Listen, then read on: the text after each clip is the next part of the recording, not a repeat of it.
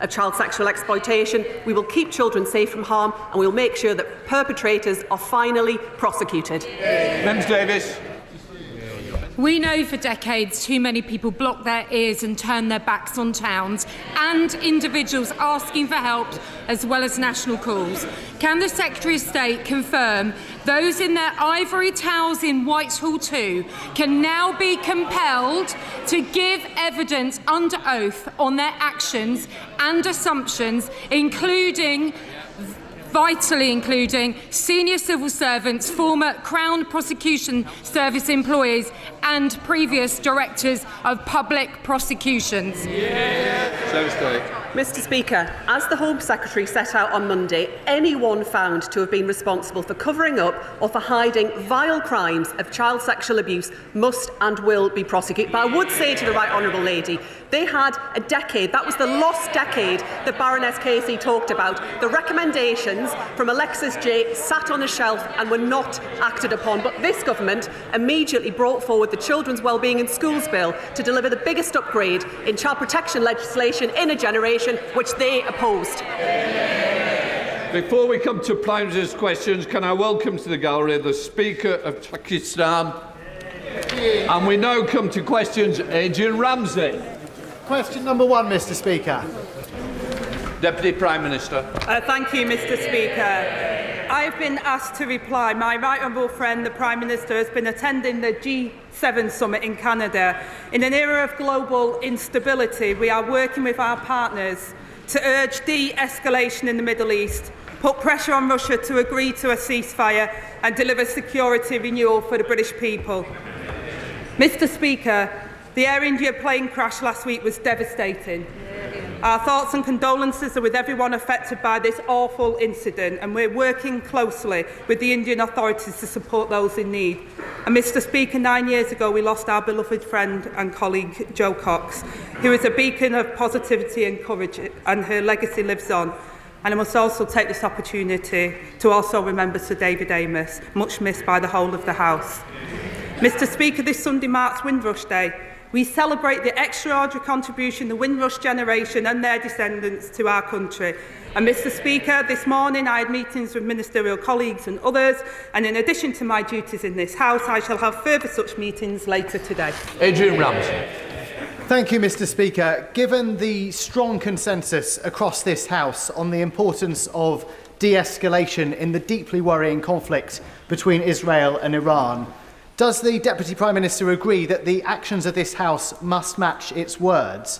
And will she therefore commit that before any further military support is given to the Israeli government, whether that's the potential deployment of the RAF jets or deployment of armed forces, that her government will first give MPs in this House a free vote? Deputy Prime Minister. Mr Speaker, the situation in the Middle East is fast-moving and deeply concerning. There is a clear potential for significant and rapid worsening of the situation, and every step that we take, we will always be guided by what the safety of British nationals and the UK national interest. That's why we've deployed jets to the region so that contingency support is in place for our armed forces personnel, and it's why we're asking British nationals to register their presence, and we'll keep all advice under review. Olivia Bailey. Thank you, Mr Speaker. Too many of my constituents are stuck in unsuitable housing. And after 14 years of inaction from the party opposite, local families are being split up because there are not enough affordable homes. Can I welcome this government's plans to turbocharge the delivery of social and affordable housing, including through the new National Housing Bank, and ask my right honourable friend to confirm that this government will finally give my constituents the security that they deserve? Deputy Prime Minister. Mr Speaker, she's absolutely right to talk about the 14 years of failure by the Conservatives. Labour's turning the tide on the housing crisis, and I'm proud to announce today our commitment to establish a new publicly owned National Housing Bank backed by £16 billion of new finance. This includes £2.5 billion, Mr Speaker, in low-interest loans for social housing to help achieve the biggest uplift to social and affordable housing in a generation. Shadow Home Secretary Chris Philp. Thank you, Mr Speaker. I associate myself with the Deputy Prime Minister's remarks about the tragic air crash in India and, of course, what she said about our dear colleagues Joe Cox and Sir David Amess. I also join her in calling for de-escalation between Israel and Iran, while noting everything possible must be done to stop Iran getting a nuclear weapon. Yesterday, the Leader of the Opposition and I met with survivors and family members of the rape gang scandal. Fiona, Teresa, Lucia and Marlon. They told us how authorities deliberately covered up the systematic rape of young girls and some boys by gangs of predominantly Pakistani heritage men. They covered it up because they cared more about so-called community relations than about protecting vulnerable girls. That is disgusting. The survivors told us they will only have confidence in an inquiry if it is independently led, has full statutory powers, covers all 50 towns affected, including Bradford, if those who covered this up are prosecuted, if foreign perpetrators are all deported, if survivors are closely involved, and if it is set up before the summer recess. Can the Deputy Prime Minister give the survivors and their families those assurances? Deputy Prime Minister. Well, Mr. Speaker, first of all, can I thank him for his tone and putting the survivors and victims at the heart of his question here today. I think it's absolutely right that we all look at what's happened over the last couple of decades, the countless reports that we've had, and we look to implement that. He's absolutely right to also talk about the confidence people must have in that independent inquiry. And the member that my friend, the Shadow Home Secretary, spoke about that earlier this week in regards to Baroness Casey's report. So we will take that forward at speed, Mr. Speaker. It will be independent, it will have statutory powers, and we will implement the J report, which was he will have known about as the Shadow Minister in charge. The Minister in charge at the time, and we'll get on with taking the action. I hope members of his party will take his tone in making sure the whole House put the victims first and we all work together to get to the bottom of it. Well, I thank the Deputy Prime Minister for her answer. It is vital that scandals like this are never again covered up because of the racial background of perpetrators. And Baroness Casey's report said people who downplay the ethnic dimension are letting victims down, to use her words. So I do have to raise the language the Prime Minister used in January when he, I'm afraid to say, smeared campaigners as jumping on, quotes, a far-right bandwagon simply for calling for the very inquiry he has now been forced to set up. Standing up for rape victims is not far-right. So will the Deputy Prime Minister apologise for what the Prime Minister said? Deputy Prime Minister. Well, I say, Mr. Speaker, that the Prime Minister did not just raise issues but acted on them. He brought the first prosecutions against grooming gangs, called for action to address ethnicity issues in 2012. And the honourable member will know that the data that the previous government collected was inaccurate and not complete. And Casey recognised this, and it's one of the recommendations that we will be taking forward. The Prime Minister made those comments specifically about Tory ministers who sat for years in the government and did absolutely nothing about this scandal. Smearing campaigners standing up for rape victims as far right is completely unacceptable, and the Prime Minister should never have said that. And I commend his predecessor, the member for Richmond, for the grooming gangs task force he set up, which led to 550 arrests in its first year. Now, Baroness Casey's report also said that a significant number of rape gang perpetrators were non-UK nationals or were asylum seekers, many of whom entered the country illegally. And we know, of course, that most illegal immigrants crossing the Channel are young men, contrary to what the Chief Secretary said last week. So does the Deputy Prime Minister now accept that the small boats crisis is a crisis of public safety as well as a border crisis? Deputy Prime Minister. Well, Mr. Speaker, this is a very serious issue and more needs to be done. And let me update the House. Working with our allies, we've carried out a series of major arrests to tackle smuggling gangs behind this vile trade. In the past month, a ringleader that smuggled almost 4,000 migrants has been jailed for 25 years. We could go further thanks to the law enforcement agreements we struck with Germany, Italy, Serbia and the Balkan states. In stark contrast to the honourable gentleman, he was the man at the heart of the Home Office when immigration soared. We lost control of our borders and spent £700 million of taxpayers' money on persuading just 4 volunteers to be removed from Rwanda. I take no lectures. If she wants to find out who's lost control of our borders, I suggest she looks to her immediate right. Because ever since the Home Secretary scrapped the Rwanda deterrent before it even started, illegal immigration across the Channel has gone up by over 30%. And so far this year, 2025 has been the worst year in history for illegal immigrants crossing the Channel. That is on her watch. That is down to her government. The Prime Minister is now planning crisis talks with President Macron, finally admitting, in his own words, that the situation is deteriorating. The government's laughable plan to smash the gangs lies in tatters. So will she now at last accept we need a removals deterrent so every single illegal immigrant arriving on these shores is immediately removed? Will she commit to that, yes or no? Prime Minister.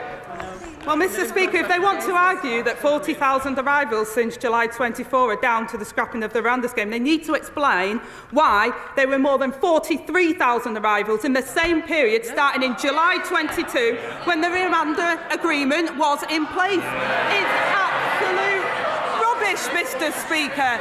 They lost control of our borders. We're getting control of our borders. He needs to apologise. Chris Philp. I don't see how she has the brass neck to claim she's got it under control. When the numbers crossing the Channel this year are the highest in history. She asked about the Rwanda deterrent. I'll repeat, she obviously wasn't listening to what I said earlier. The Rwanda scheme never started. And indeed illegal immigrants in Calais said they were... Order! Order! Just do it. I want to hear the question, and I'm sure our constituents want to hear the question and the answer. Crystal. Thank you, Mr Speaker. The Rwanda scheme never started. Illegal immigrants in Calais were saying before the election how much they wanted the Prime Minister to get elected because he would help them get here. When Australia started a similar scheme about 10 years ago, it worked within a few months. Now, Mr Speaker, as a consequence of the government losing control, they are now accommodating growing numbers of illegal immigrants, many of whom cross the Channel, in asylum, hotels and flats. The Home Office's suppliers are now actively offering above-market deals to landlords to get hold of their properties to be used for illegal immigrants. In the meantime, hard-pressed young people here are unable to rent or buy. So why is this government prioritising housing for illegal immigrants above housing for our young people? So again, Mr Speaker, I gently say to the right honourable member opposite that under their watch, immigration increased fourfold until it reached almost 1 million in a single year. They also created the backlog, 400 hotels, which we've reduced to just over 200 hotels in the first 12 months of us being in government, Mr Speaker. £1 million a day spiffed up the wall because they were so incompetent. We're building the homes that they failed to deliver over 14 years of consecutive failure by their government. They should apologise while we get on with the job of rebuilding Britain. Chris Philp. Goodness me, she's got a cheek. Housing starts in Q4 last year went down. Her mission to rebuild Britain is not going very well. She talks about asylum hotels. She obviously hasn't looked at the most recent numbers. The number of people in asylum hotels was higher in March this year than it was at the time of the last election. And she gave no answer about the priority being given to illegal immigrants over people living here already. Now, Mr Speaker, a Zimbabwean paedophile due for deportation was recently allowed to stay in the UK because a court found he might face, quote, some hostility back in Zimbabwe, apparently breaching his Article 3 rights. What about the rights of children here to be protected from this dangerous paedophile? Who's looking out for their rights? Not the government. There are thousands of cases like this involving foreign criminals. So there is a solution. We need to scrap the Human Rights Act for immigration matters so this sovereign parliament decides on the law our courts apply. But her party voted against that. So I have a simple question. Why did the government side with foreign criminals and not the British public? Deputy Prime Minister. Well, again, Mr. Speaker, they had 14 years of failure on these issues. We've also included 4,500 foreign national offenders that have been deported since we came into office, Mr. Speaker, more than they did in the same period. I take no lectures from the Johnny-come-lately who couldn't do anything when he was in office. And Elise Midgley. Mr. Speaker, last Saturday marked 8 years since Grenfell. 8 years fighting for justice. The Hillsborough families, including Margaret Aspinall from Huyton, have campaigned for 36 years for the Hillsborough law. Decades. So can the Deputy Prime Minister tell me today, will this Labour government bring forward the Hillsborough law without delay? Will it honour the promises made to victims of state cover-ups? And will it finally deliver justice for the 97? Deputy Prime Minister. Thank you, Mr. Speaker, and I thank my honourable friend for her question and for the work with campaigners like Margaret in their fight for justice and for mentioning Grenfell, which of course with the 8th anniversary was not so long ago. We remain fully committed to bringing in a Hillsborough law. The state has failed victims and their families too many times in the past, and that is precisely why our focus is now on getting the legislation right. I can assure her that measures will be brought forward as soon as we're confident that they will deliver, Mr. Speaker, the justice victims deserve, and we want to do this at pace. Daisy Cooper, Deputy Leader of the Liberal Democrats.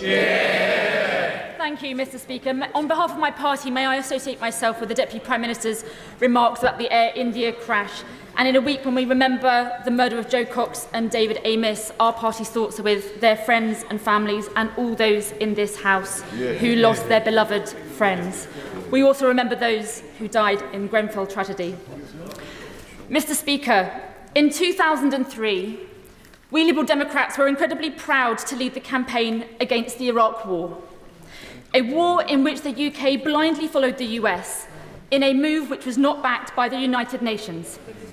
In light of reports that President Trump is seriously considering joining the war between Israel and Iran, launching a US strike against Iran's nuclear facilities, can the Deputy Prime Minister confirm that if President Trump does do this, that today's Labour government will not blindly follow the US into war again? Deputy Prime Minister. Well, Mr. Speaker, the one thing I will say is we agree with President Trump that Iran must never have nuclear weapons. But we've been consistent in urging Iran to engage in the diplomatic process and work with the United States, and we continue to support that diplomatic approach. Daisy Cooper. Thank you, Mr. Speaker. I'm grateful to the Deputy Prime Minister, and we support those efforts. Today, the government is set to unveil its plans to cut personal independence payments and carers allowance, a prospect which one of my constituents described as terrifying. Liberal Democrat analysis of the government's own data suggests that 1.3 million disabled people are at risk of losing some support. So can the Deputy Prime Minister honestly say, hand on heart, that this is the change that 1 million disabled people and their carers were promised? Well, Mr. Speaker, Labour is the party of work and also the party of fairness and social justice. We've announced a plan to get Britain working again, and we're clear on the principles, Mr. Speaker, and I want to be clear on that. Those who want to work should be able to work, and those who can never work should be protected. The current system we've inherited doesn't support those that need that support, and also doesn't allow and enable those to get opportunities for employment. I have personal experience of it. I know what the Honourable Lady is saying. I know how some people are fearful of the changes, but this Labour government put its values into place and will ensure that people are supported into it where they can, and where they can't, they are supported. We are the party of the welfare state, Mr. Speaker. We set it up back after the Second World War, and we believe it should be there for people who need it but we should also help people into work. Is there a champion? Thank you, Mr Deputy Speaker. Mr Deputy Speaker, I welcome the... Yeah? Mr Speaker. Mr Speaker, there's too many deputies in the place today. I apologise. Mr Speaker, I welcome the government's announcement on grooming gangs. I'm sorry for stumbling. I've been floored by the point scoring that's going on around them. On all sides. I wonder if, if the Deputy Prime Minister is aware that the victims and survivors of grooming gangs are being denied compensation by the Criminal Injuries Agency on bizarre technicalities. They also deny all children of online abuse compensation. For me, this is a grave injustice, and they think they're better than the judge and jury. So I wonder what the Deputy Prime Minister plans to do, because personally, I think they should be abolished. Deputy Prime Minister. Well, Mr Speaker, my honourable friend is a long-standing advocate for child protection, and I pay tribute to her campaigning on these issues. We share her determination to do what is right for the victims and the survivors, and we recognise that no sum of money can ever fully compensate for the horrors that they've experienced. And we are committed to funding efforts to tackle child sexual abuse in the future and support survivors to rebuilding their lives. And that's why we'll make it easier for victims to make personal injury claims through the civil courts by removing the 3-year time limit. And we're redoubling funding for therapeutic support services. Carla Daniel. Mr Speaker, this week is Refugee Week, an opportunity for this House to show solidarity with those fleeing war, persecution and oppression. Compassion and welcome are core British values, but for decades the Home Office has been undermining those values, as my new report, No Way Home, shows, by treating migration as a crime rather than making it work for our communities and for newcomers.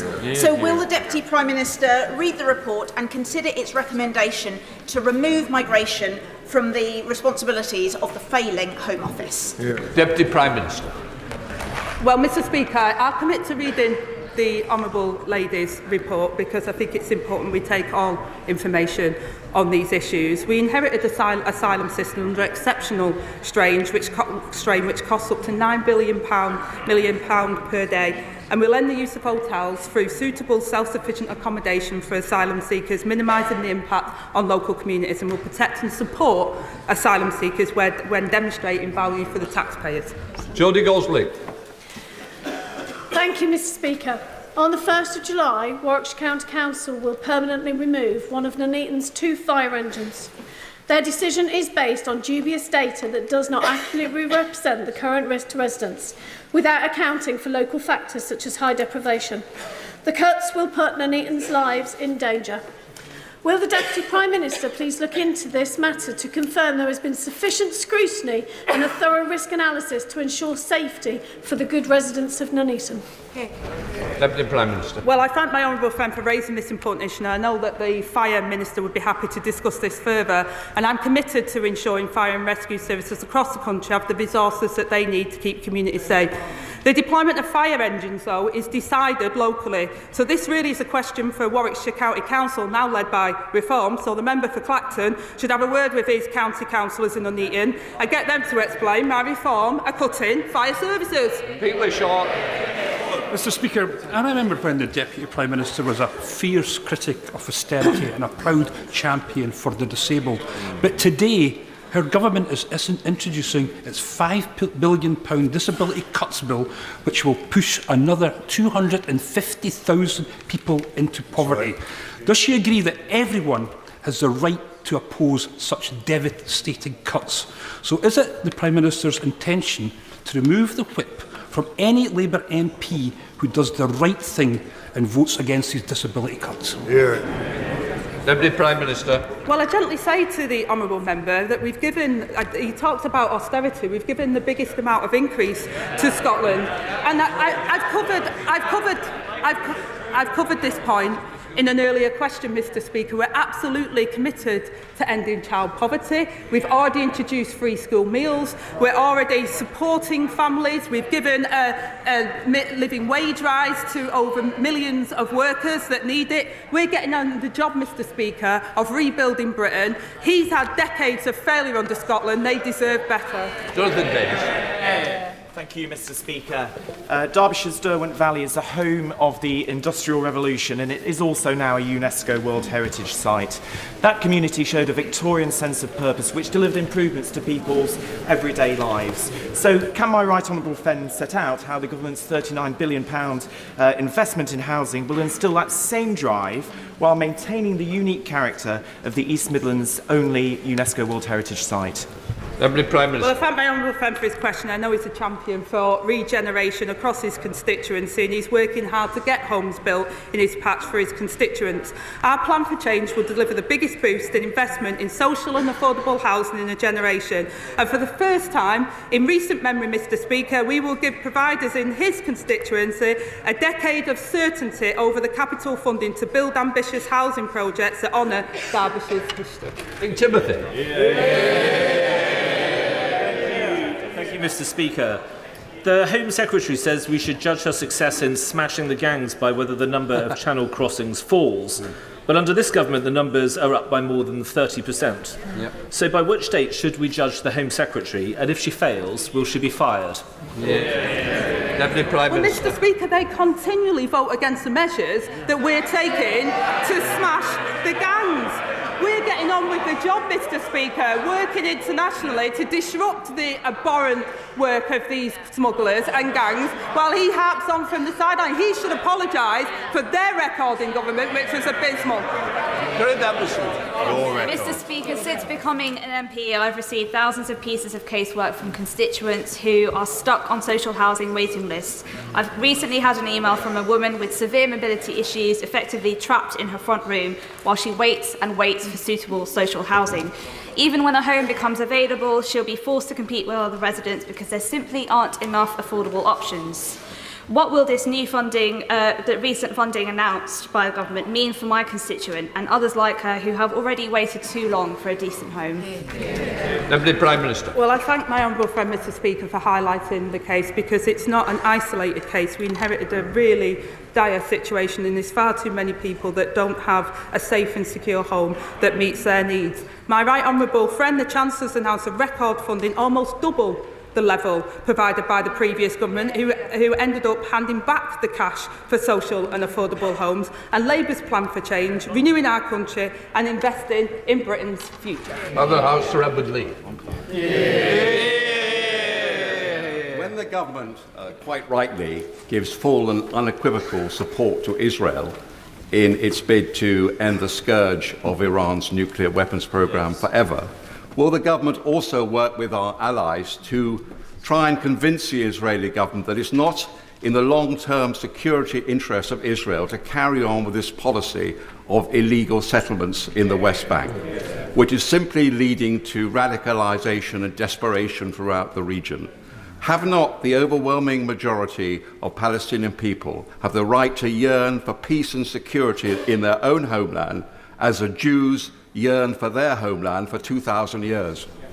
Deputy Prime Minister. Mr. Speaker, I thank the father of the House for his important question. Settler violence and expansion in the West Bank is appalling and completely unacceptable. Alongside our allies, we have sanctioned individuals responsible for inciting this extremist action, but a two-state solution is the only way to bring peace that the Israelis and the Palestinians deserve, and this is only achievable if the hostages are released, aid surged into Gaza, and the ceasefire is restored, and we'll do everything we can to make that happen.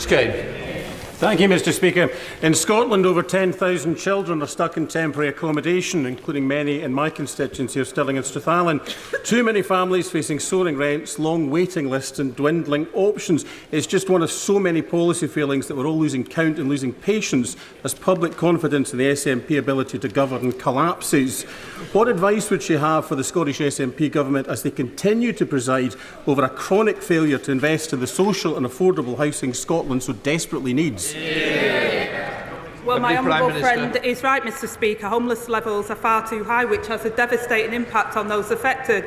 Under the SNP, 10,000 children in Scotland shamefully have no fixed home to call their own, a record high. Our decisions have given Scotland a record settlement and the largest since devolution. We saw in Hamilton, Mr Speaker, how Scots are fed up with the SNP's excuses. They've been in power for nearly 2 decades and have nowhere left to hide from their failure. Ann Davies. Diolch, Mr Llefarydd. Welsh farmers are taking hit after hit, from Tory trade deals to Labour taxes. And now on top of that, blue tongue restrictions affecting Wales and England will hamper cross-border trade. Over 550 farms on the border and key livestock markets rely on summer trading. Once in a year, opportunities like the Royal Welsh Show are crucial and the disruption will be devastating. So will the Deputy Prime Minister commit to working with Welsh Government on a scheme to compensate for the losses? Deputy Prime Minister. Well, I gently say to the honourable member, you don't deliver for Wales by voting against an extra £1.6 billion for public services like I did at the Senate. We will be making sure that we support Wales and support Welsh farmers, and we'll continue to do that as a UK government. Andrew Pett. Thank you, Mr Speaker. In the spending review last week, the government backed Peterborough with support for our new pool and sports quarter in the city. This commitment has the power to turn years of campaigning into a reality. But that's not all. The government has also recently approved the business case for our new station and given us new police. So can I ask the Deputy Prime Minister, does she agree that this is just the start and that places like Peterborough that were forgotten for too long by the party opposite are now top of this Labour government's agenda? Well, I thank my honourable friend for his comments and flagged by the 2 ladies that have made sure that those things happen. The Chancellor's guaranteed funding to accelerate projects like Peterborough's new sports quarter, including, Mr Speaker, a new Olympic-sized swimming pool. And I can also confirm today that, subject to the business case approval, we will provide nearly £48 million of funding for a new city centre quarter and a refurbished Eastern Station building. Paul Holmes. Recently, a small family business in my constituency was burgled by a prolific offender who was serving an 8-month suspended sentence. The man was caught, arrested, charged and appeared at court, where he was given another 8-month suspended sentence and released. The business was offered £200 in compensation. Does the Deputy Prime Minister think that's justice served, or is this government now soft on crime and soft on the causes of crime? First of all, Mr Speaker, I'm really sorry to hear about that. Hard-working business people that spend a lot of their time building up a business should expect the full force of the law to protect their property and protect their interests. And can I also, while I've got the opportunity, congratulate the honourable member for running Hamble Valley's very first pub competition this year. I hope I'm going to get an invite. But he's absolutely right, Mr Speaker, to say that we've got to have increased police numbers and making sure they're responsive to people's concerns. We're doing that. His government let them down. Joe Powell. Mr Speaker, Saturday marked 8 years since 72 people lost their lives in the Grenfell Tower fire. 8 years without justice, but finally the prospect of some systemic change following the public inquiry. So I welcome the government's commitment to barring all the cited companies from accessing public contracts and its full support to the police investigation to deliver real accountability. Can the Deputy Prime Minister also reassure our community that alongside the Hillsborough law, the government will consider some independent oversight so that victims from the post office to Hillsborough to Grenfell know inquiry recommendations will actually lead to real change? Deputy Prime Minister. I thank my honourable friend. The Grenfell fire was a national tragedy and we must never forget the 72 lives that were lost, and it was an honour to pay my respects at the 8th anniversary at the weekend. We do remain fully committed to introducing the Hillsborough law, including a legal duty of candour for public services and criminal sanctions for those who refuse to comply. I know my honourable friend speaks with passion and authority on this as I speak to the Grenfell community. I know this is something that they really want to see happen as quickly as possible, and we're exploring reforms to inquiries to get to the truth more quickly and deliver the meaningful change that these victims deserve. Peter Fortune. Thank you.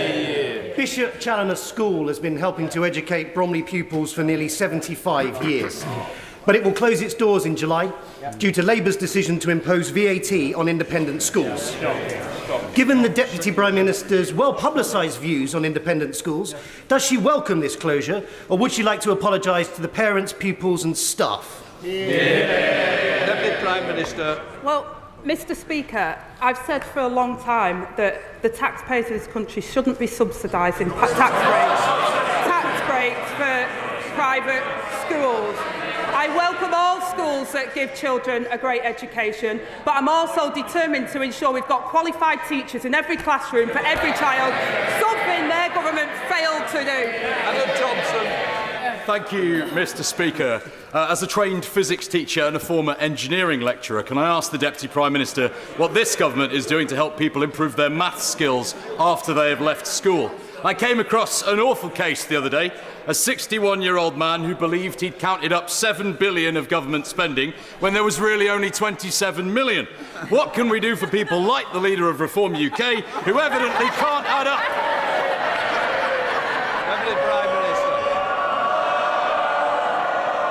Mr. Speaker, my honourable friend highlights an important fact. Reform sums simply don't add up.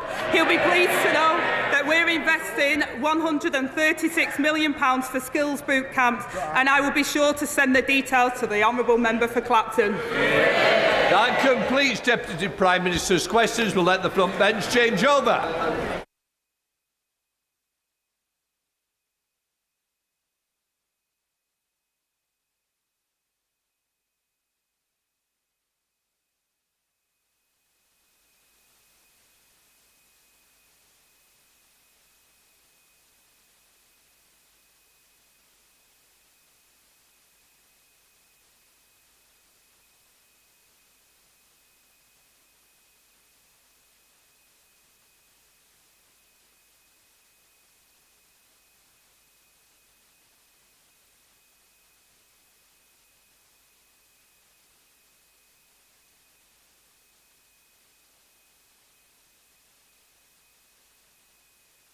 Now come to the statement. Secretary of State for Transport, Heidi Alexander. Mr. Speaker, with permission, I'd like to make a statement on HS2. As a London councillor over 15 years ago, I remember hearing the then Labour government's bold plans for high-speed rail to link our major cities to address the capacity needs of the future, and in the words of the then Prime Minister Gordon Brown, to join the high-speed revolution sweeping the world.